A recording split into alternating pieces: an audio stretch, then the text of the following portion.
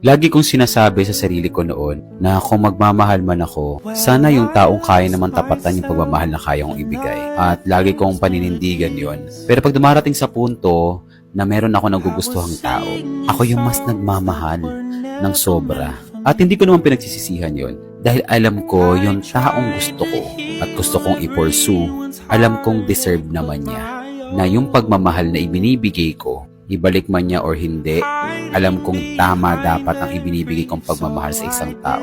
Sinasabi nila, sobra daw kasi ako magmahal, kaya tayo nasasaktan. Maging sobra man o maging kulang man yung ibinibigay mo sa taong mahal mo, masasaktan at masasaktan pa rin tayo dahil parte to ng prosesong pinili mo. At lagi nyo rin tatandaan, isa sa pinakamasarap na pakiramdam ang nasasaktan tayo dahil mas lalong ituturo sa'yo nito kung gaano ka kahalaga at gaano ka kamahal-mahal.